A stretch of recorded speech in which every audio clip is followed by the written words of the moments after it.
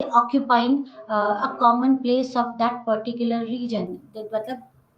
Next is sense of unity. Another characteristics is the sense of unity. It is very important that members of the community or the group should have a sense of unity. The very existence of the tribe depends on the tribal sense of unity, especially during peace and war. Means every tribe. It is very important that the members should have a sense of unity. They should feel like that there is something common between us, and there should be a feeling of we. Tribal is an endogamous group. And tribal people generally do not marry outside their tribes. And marriage within the tribe is highly appreciated and much applauded. But with the passage of time, right, with the passage of time and because of the forces of mobility have changed the attitude of tribals, and now intertribal marriages are becoming more and more common. So they are endogamous group, so they live in a common place. Next is they have a sense of unity. Tribes are endogamous group. They have common dialect. Members of the each tribal group speaks a common language. They exchange their views in a common dialect. This common dialect further strengthens the sense of unity.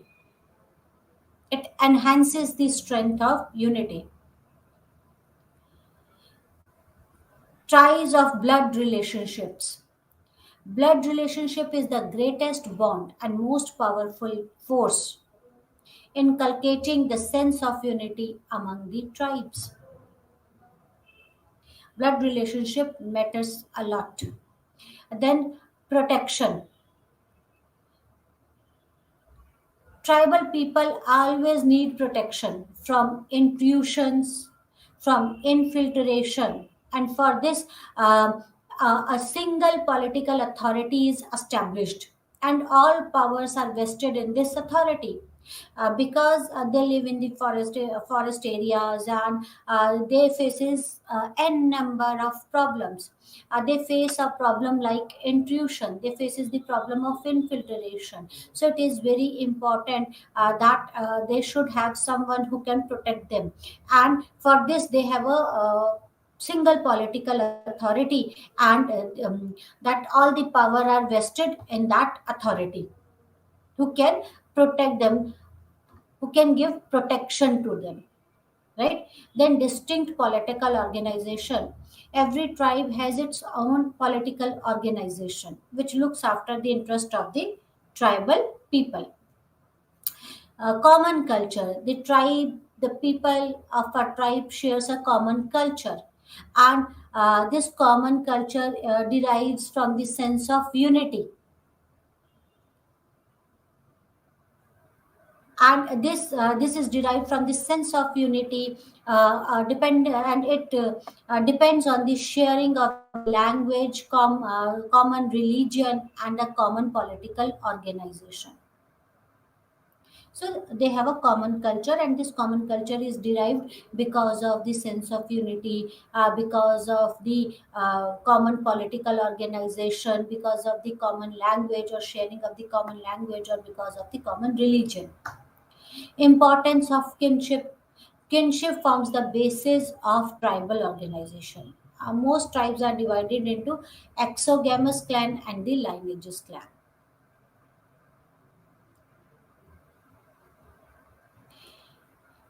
Then next is egalitarian value. Next characteristic of a tribe is egalitarian value. The tribal social organization is based on the principle of equality. There is no institutionalized inequalities on the basis of caste, on the basis of sex. There is no inequalities on the basis of sex or the caste system. The tribes are based on the principles of equality. Simple form of religion. They follow a simple religion. They believe in certain myths and a rudimentary type of a religion. Actually, they believe in totems. Totem is nothing but a symbolic object, signifying object having mystic relationship with the members of tribes. According to totem is what they symbolize anything as a god, that according to them that object have certain powers. The objects have a mystic relationship with the members of the tribe, right? Next is caste. What is caste? Our society is stratified, divided into stratas, and caste is a system of social stratification. This is caste is one of the bases of social stratification.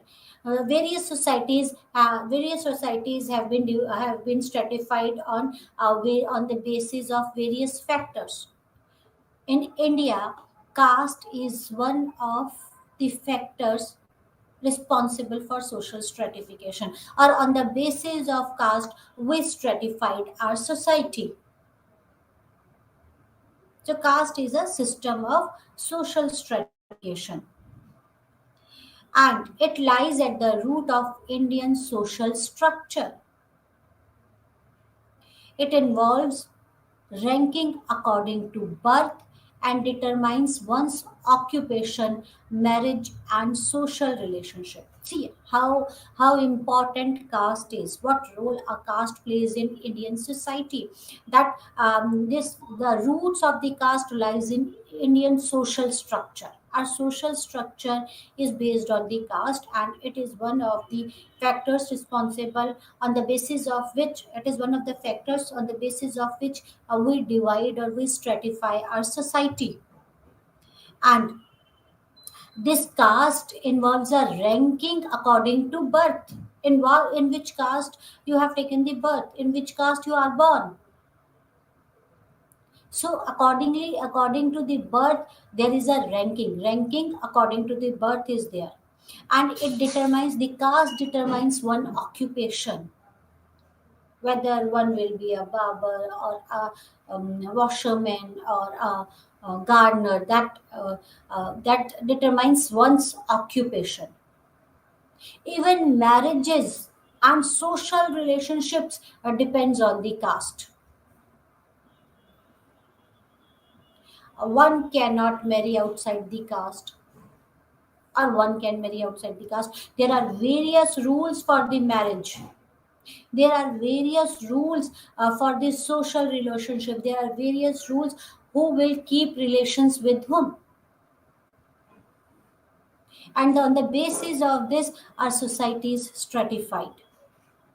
There are prescribed norms, rules, values, and sanctions which governs the social behavior within the caste. So, according to norms, according to sanctions, according to values, one should behave. There are given prescribed rules for the social behavior within the caste. How, which occupation one will opt. There are rules for marriage. There are rules for social relationships.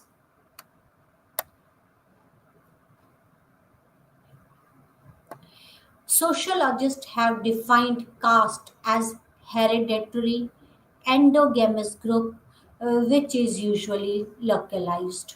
So, according to sociologists, what is caste? It is an hereditary. One inherits the caste because it is ascribed type. We get it with our birth. in which caste we have taken a birth, in which caste we are born. So it is hereditary. Everyone inherits the caste. It is an endogamous group. It has a traditional association with occupation and a particular position in a local hierarchy of caste. Occupations are related to the caste. A relation between the caste are governed among other things by concept of pollution and purity. Yes, there are two terms, pollution and purity. Dormant worked on these two terms, pollution and purity. These pollution and purity terms are associated with caste. Few castes are considered as a pure caste, and others as a polluted caste. So these the caste, the relations between the caste are governed by the concept of pollution and purity, right? There are certain features of caste system, like a segmental division of society. The Hindu society is divided into different castes. There is a segmental division of the society. That especially the Hindu society is divided into different castes.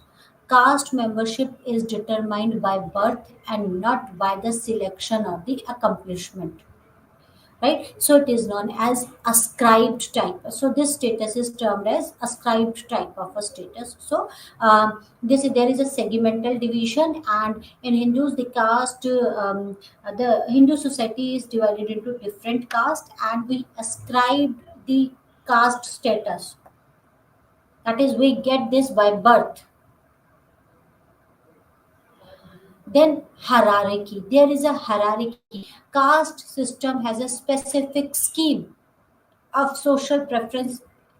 They are arranged in a social and ritual hierarchy. There is a well defined social and ritual hierarchy in this system. There are certain rules, certain norms, and a hierarchy is there. A sense of high, low, superiority, inferiority is associated with this gradation or ranking. See, the first characteristic is segmental division. There is that society is divided into various castes. Then there is a hierarchy. We have divided the caste into hierarchy. Few are we kept the few castes at the top and few at the bottom. Right.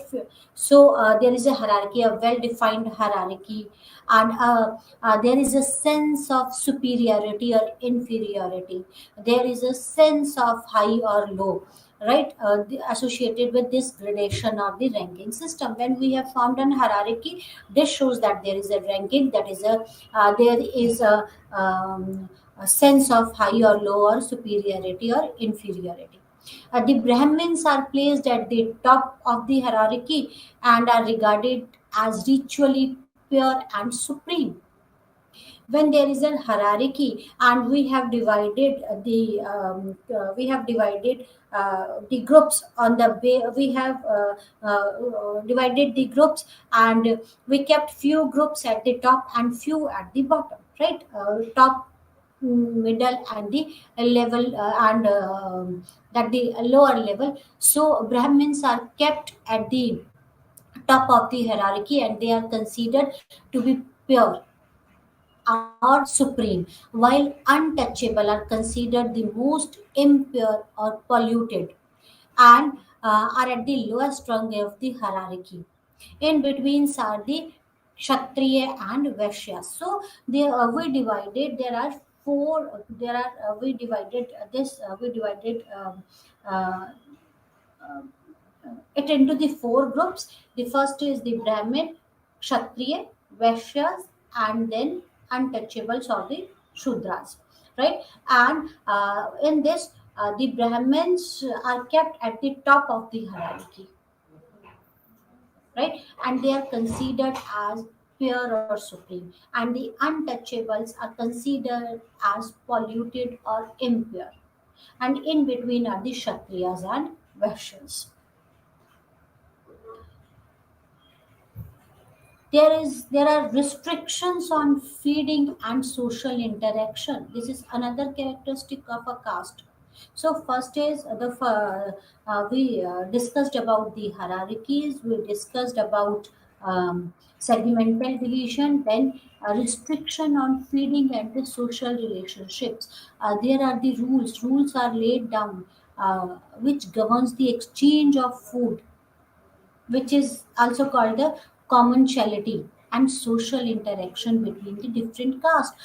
If they want to exchange the food, there are certain norms and the rules how one can exchange the food. If they want, there are the rules for the social interaction. There are restrictions on the kind of food that can be eaten together, received, or exchanged among the caste. Right? Like Brahmins can accept the food from the lower caste, only pakka food from the lower caste, not the kacha food. There are certain rules. There are certain uh, there are certain rules which governs the exchange of foods and the social interaction between the different castes. These rules governs that how can this exchange of food, how this exchange of food can be done. Civil and religious disabilities and privileges of different caste section. There are certain rules for civil and for religion and for actually in civil sense there are certain rules. There are difference in the privileges of different caste sections. Each caste is considered to be more pure or impure than the other in a ritual sense of the term. So each caste is considered to be pure or impure. Brahmins are the most pure caste, right? And untouchables most impure. So there is a right each caste is considered to be pure or impure than the other. There is a comparison whether that caste is pure, more pure, or which caste is more pure than the other, right? The ideology of pollution and purity regulates the relationship between different castes significantly, and this idea of purity and pollution, this ideology of purity and pollution is responsible for the social relationships between different castes. It plays a significant role in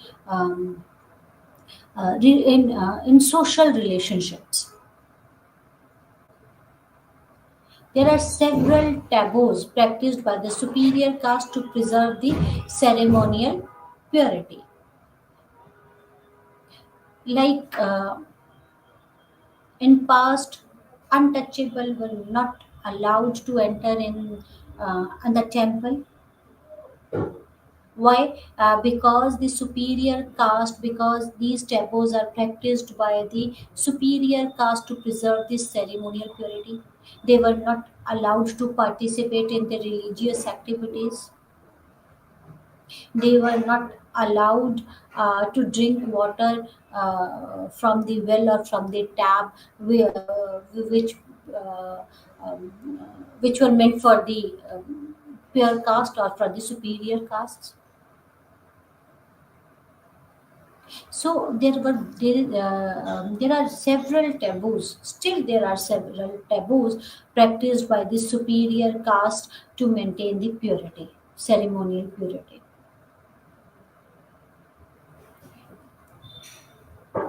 There are restrictions on marriage. There are religious restrictions now.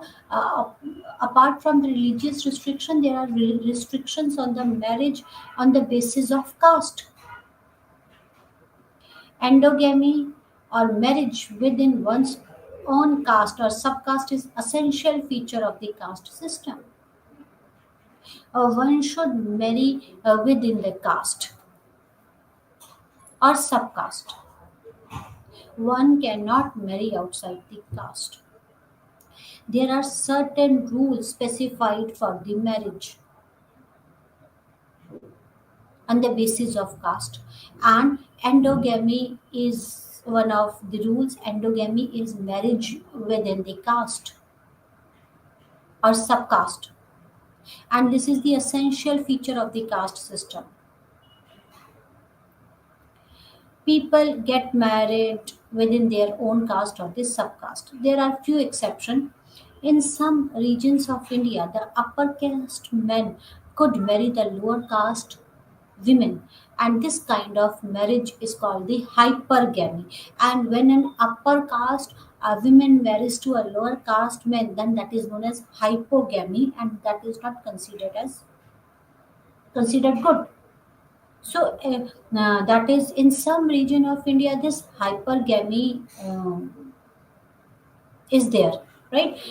Like when an upper caste man marries a lower caste woman, then that marriage is known as hypergamy.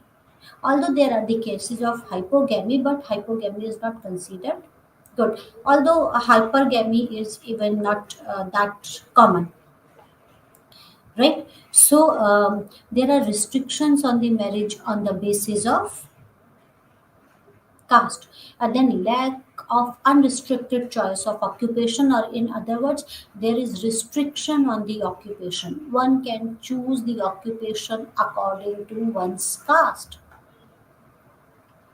Traditionally, each caste was associated with an occupation. They were ranked higher and lower on the basis of ritual purity or pollution, on their associated occupation. So one was that is uh, caste was associated with an occupation. Lack of unrestricted choice of occupation was there, although society is changing drastically, but still there are certain cases, right?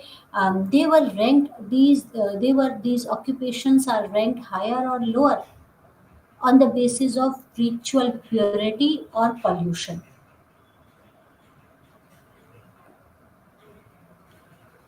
Now let us discuss some theoretical approaches to understand the caste, right? The attributional approach to the caste analysis, right? First is the attributional approach. The sociologists like G.S. Ghure, J.H. Hutton used this approach and defined the caste system through its significant features. uh, we discussed the characteristics or the features of the caste, right? And J.S. Gure and J.H. Hutton defined the caste system through their significant features, which we discussed, right? In the book Caste in India, Hutton held the central feature that caste is endogamy within a group. So, according to Hutton, he held the central feature that caste in India is endogamy. Around this fact, various restrictions and taboos are built up. Because caste is endogamy, and other things, other taboos, other restrictions are built up on this fact, around this fact only, right?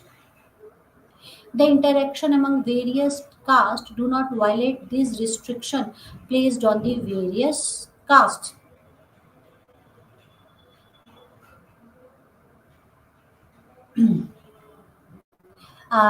Like Hutton in his book The Caste in India, according to him, that caste is endogamy, and the interaction among the various castes do not violate these restrictions. There are certain restrictions implied on the basis of the caste, right? And these castes don't violate these restrictions, they follow those restrictions. Till now, till day, we follow those restrictions knowingly or unknowingly. Various restriction has been imposed, or various restrictions are there on the various caste, and the caste do not violate those restrictions according to J.H. Hutton, right? Because according to Hutton, caste is endogamy, and because of this endogamy nature of the caste, various restrictions and taboos are imposed on the uh, were imposed, and the caste the caste do not violates the restriction placed on the various castes, right? Caste system, as seen by Hutton, is the taboo on taking cooked food from other than their own caste. Yes, there are, which we discussed earlier also, that there are restrictions that how to take cooked food from other than their own caste. Like Brahmins can accept the pakka food from the other caste, not the kacha food. Pakka food means a food cooked in the ghee, right? And the pakka food and the kacha food is that is cooked for food, that is cooked food in the butter, that is an uh, water, or other other things which are considered to be impure, so they can accept the pakka food. There are certain rules how one can there are certain rules and taboos on taking the cooked food from other than their own caste, right? You can take kacha or pakka food, you can exchange kacha or pakka food within the caste, but if someone wants to exchange the food, then there are certain restrictions and taboos whether to take a kachara pakka food. Then interactional approach takes into account how castes are actually ranked. Next is this first approach was attributional approach, right? Theoretical approach. The next approach is interactional approach, right? And this interactional approach takes into account how castes are actually ranked with respect to one another, right, in local empirical context. There are two approaches, theoretical approaches of the caste. The first is attributional approach. Attributional approach is defines the caste on the basis of the characteristics of the caste. J.H. Hutton and the Gure describe this, has given this attributional uh, approach. Next approach is interactional approach. Interactional approach takes into account how castes are actually ranked with respect to one another. Right? There it is based on the ranking of the caste with respect to each other. According to Belle, caste dynamics and identity are united by the two principles of segregation and hierarchy. So Belle described this, and according to the Belle, this caste dynamics is based dynamics and identity are united by principles of segregation and hierarchy. So Belle described it on the basis of the principle of hierarchy or on the principle of segregation. Caste stand in ritual and secular hierarchy expressed in the rules of interaction, right? Then Marriott studied the arrangement of caste ranking in ritual interaction.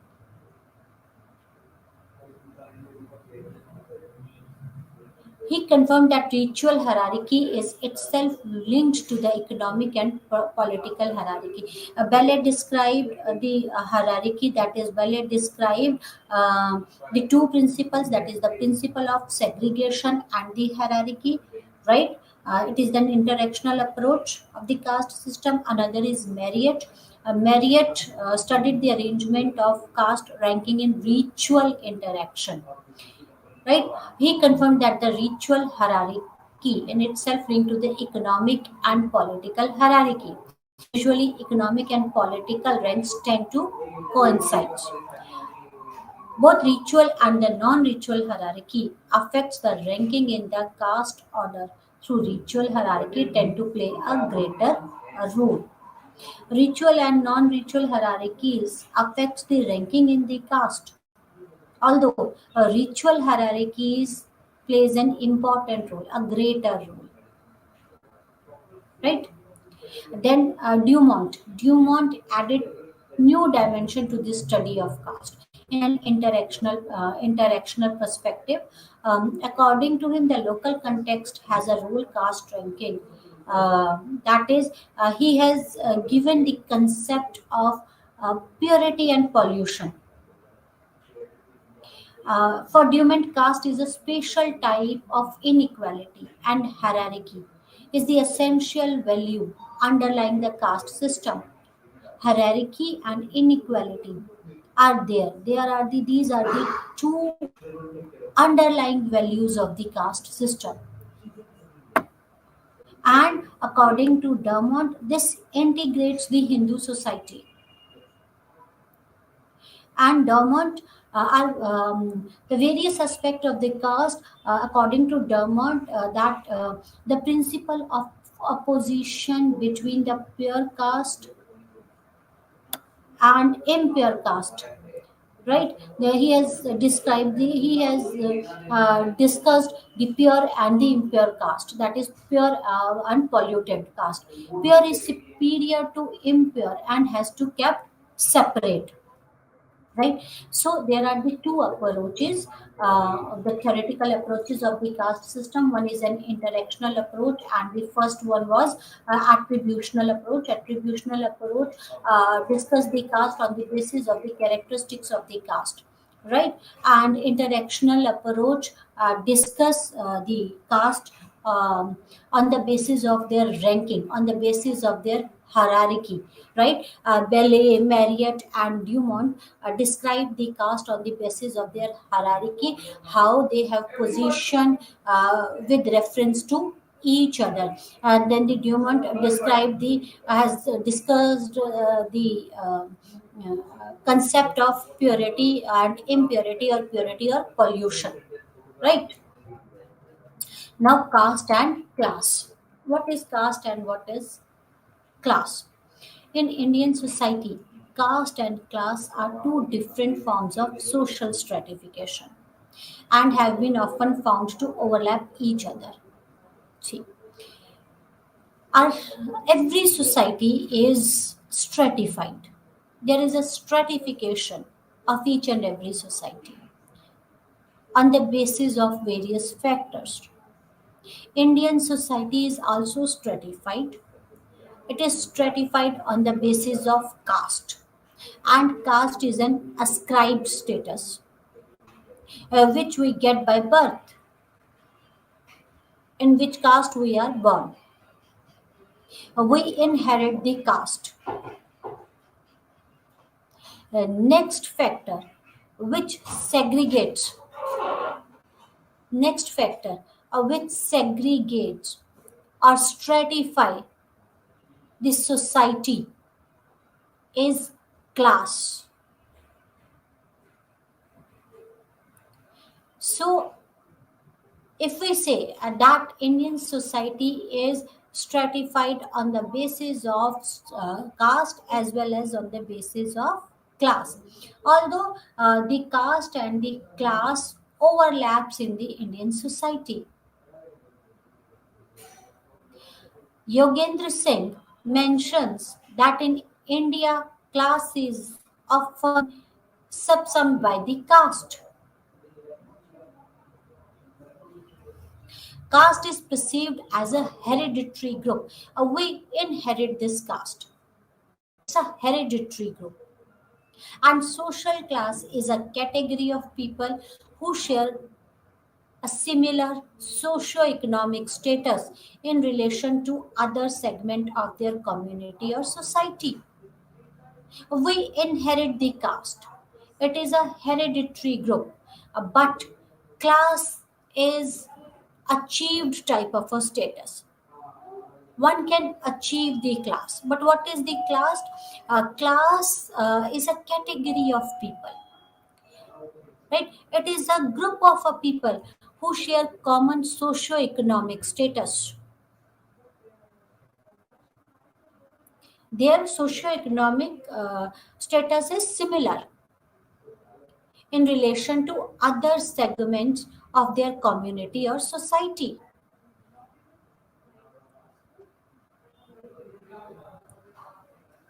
Right, so I hope you understand what is caste and what is class. Caste is which is a hereditary type of a status, right, and a group, while class is achieved type of a status. And this class is a category of a people who share common socio similar not common similar socio-economic status in relation to other segment of the community. Andre Bataille, on the basis of his study of caste and class in Sri Rampur in South India, found that the relation between caste and class is dynamic one. Andre Bataille, one of the eminent sociologists, he studied about the caste and class in Sri Rampur of South India. He carried out his field work in the Sri Rampur of South India, and according to him, there is a dynamic relationship between the class and the caste. In tradition, there is a greater congruence between caste and a class. Their caste and class are closely linked with the power structure, which is reflected in terms of ownership of the property, such as land, political or economic standing in the society. So there is a relationship between the class and a caste. Normally, those who belongs to a higher caste, uh, mm, they achieve their targets, uh, that they actually own the lands, they actually own the political and they actually own the politics or the economy of that particular society. So there is a relationship between caste and a class.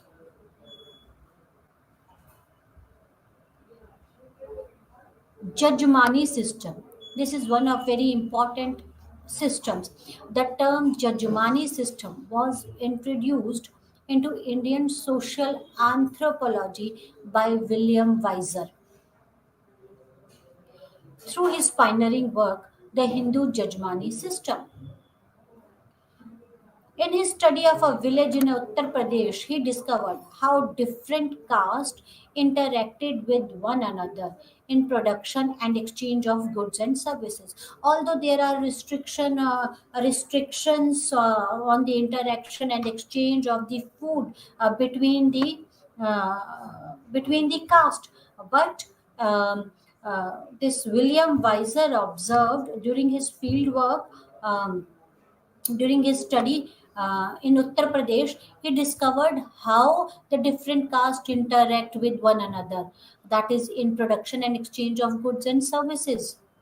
It was found that this some variation, this system existed throughout the India. Based on the agriculture system of production and distribution of goods and services, Jajmani system is a linkage between the landowning high caste group and occupational caste. See, there is a relationship between caste and a class. Those who are from the higher caste, they own the lands. This Jajmani system describes how this describes a link between the land owning high caste and relationship between the land owning high caste and the occupational caste, those who work for them. It could be said that the Jajmani system is a system of distribution whereby a high caste land owning families are provided services by various lower castes such as carpenters, barbers, sweepers, etc. So Jajmani system, the lower caste provides services to the higher caste. They work on their land, they work for them, right? It is a system of economic, social, and ritual ties different between different castes and groups in the village. Under this system, there are patrons and service caste. There are patrons and the service caste. Since caste has a traditional association with an occupation, the castes are interdependent on each other for secure multiple services. Yes, occupation is based on the caste, and the caste are dependent on each other to fulfill their needs. Jajmans are actually the higher caste people, right? They get services from lower caste. The serving caste are called Cummins, while the caste served are called judgmans. The higher caste they are known as judgmans, and they are being served by the lower caste. For services rendered by the servicing caste are paid in cash or kind, right? Kind like food, grains, clothes, animals, or other things, right? So the services which has been rendered to the higher class, right? They are paid in the cash. The Rajput, Bhumihar, and Jat are pattern caste in the north, and Reddy and Lingyat in south. Barber, carpenter, blacksmith, washerman, leather worker are the service caste. And this Jajmani system is permanent and hereditary. That is Jajmani system. This Jajmani system, the people inherit this Jajmani system, and this is permanent type of a system, right? Jajmani system is one of the important system. It is This shows how different castes interact with each other to fulfill their needs. They come together, they interact with each other, they exchange goods and services to fulfill their needs. In Jajmani system, there are two castes, the upper caste and the lower caste. The upper caste people are known as the judgment and judgmans, and the lower caste system people are there. The lower caste serves the judgmans, and in return, judgmans pay them for their services in terms of cash or goods, right? Change and continuity within the caste system. Uh, Caste system changes, but there is a change and continuity within the caste system. Caste system is viewed as a rigid, closed system of stratification, right? It is seen as a closed system of stratification. Closed system of stratification means that cannot be changed. There is no movement because it is considered to be the closed system, so there could be the no movement or mobility from one caste status to the another caste status, right? One cannot move from one caste status to another caste status. Social mobility is the process by which individual or a group move either upward or downward from the one social status in the social hierarchy. What is social mobility? When one either moves upward or downward from the social status in the hierarchy. This social mobility is one of the important feature of the caste system. So this shows that caste system is dynamic, a reality with flexibility in terms of structure and functions. So see, it is considered to be a closed system, but social mobility is there, and this social mobility means that the caste system is a dynamic reality, right? And it is dynamic in nature, and it changes, right? The concept of Sanskritization. is basically a process of social mobility and was given by M.N. Srinivas. This process of Sanskritization was developed by M.N. Srinivas, and it is on the basis of social mobility, right? And this process describes the dynamic nature of the caste system. So, caste is not a closed type of a system. Caste is a dynamic type of a system, right? And the concept of Sanskritization is basically a process of social mobility. And M.N. Srinivas has given this concept on the basis of his study, the religion, on the basis of his study which he carried out in Coorg, right? And his study is known as Religion and Society among Coorg. M.N. Srinivas defined Sanskritization, a process by which a low Hindu caste or a tribal or born caste, generally, such changes are followed by a claim to a higher position in caste hierarchy than that of a traditionally conceded the clement caste by the local community. So, what is Sanskritization? When an individual or when a group, right, changes its customs, changes its tradition, ideology, right, in a way that in a way mm, which directs its movement in upward direction. This is known as Sanskritization. That is, when someone changes or when someone tries to move up in the hierarchy, that is known as Sanskritization. When they changes their ideology, when they change their ritual, when they change their custom in a way of life in direction of high or upward movement, right? That is known as Sanskritization. Along with Sanskritization, he has given the concept of westernization, and this westernization is also made the social mobility possible.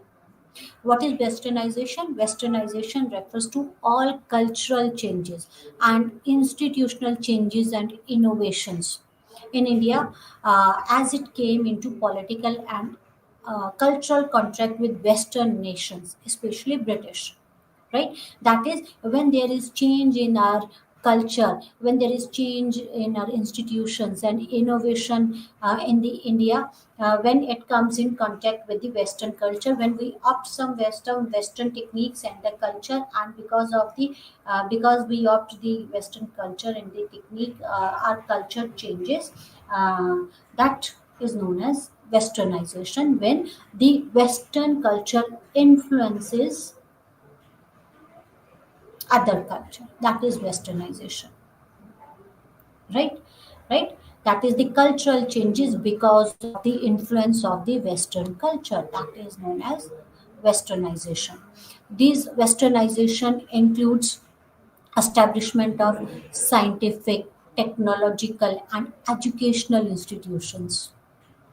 We opted their scientific, we opted their technology, we opted their education system, then rise of nationalism, new political culture, and leadership in the country. Many higher caste gave up traditional customs and adopted the lifestyle of the Westerns. Right? So this is known as when there is a change in the culture, when there are cultural changes, or when there are institutional changes or innovation, and our culture is influenced by the Western, that is known as westernization. The process of industrialization and urbanization. Urbanization is migration from villages to the cities, affected the caste structure to a greater extent. Industrial growth provided new source of livelihood to the people and made occupational mobility possible. Uh, Prior to this industrialization, occupation is related to the caste. One can one that one was supposed to follow the occupation which he inherits, which one inherits, right? But because of the industrialization affects the caste structure, right? This industrialization has provided a new sources of livelihood and made occupational mobility possible. That is, now anyone can choose any of the occupation. It is not compulsory for them to choose their particular occupation, right? Urbanization and growth of cities also changed the functioning of the caste system. Kingsley Davis held that anonymity, congestion, mobility, secularism, and changeability of city makes the operation of caste virtually impossible. When people move from the villages or the cities because of many of the reasons, no one knows them because of anonymity, because of congestions, because of secularism, because of changeability of the city, then it becomes impossible for everyone to follow the rules of the caste, or it become impossible the operations of the caste.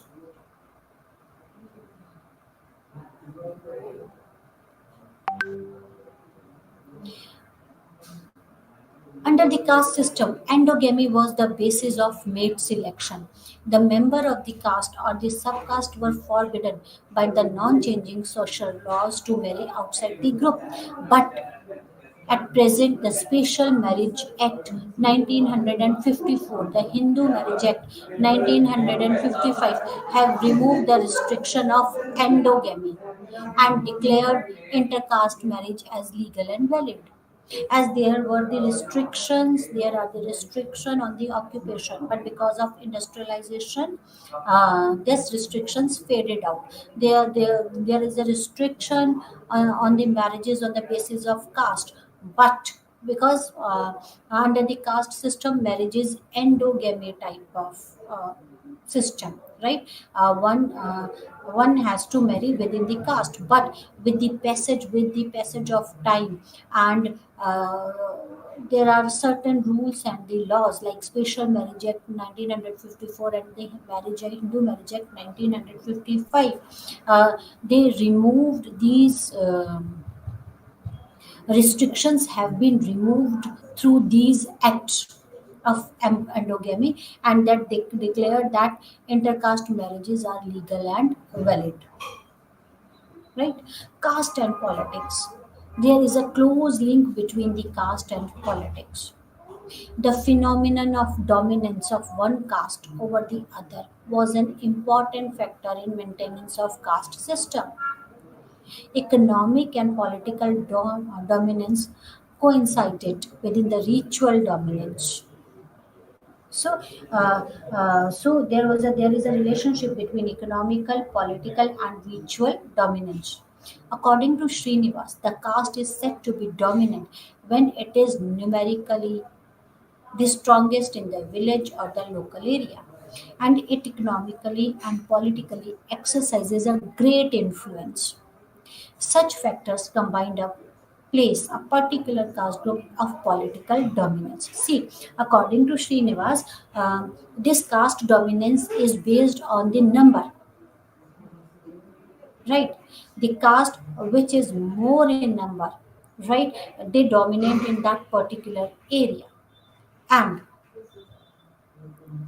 when uh, they are more in number, they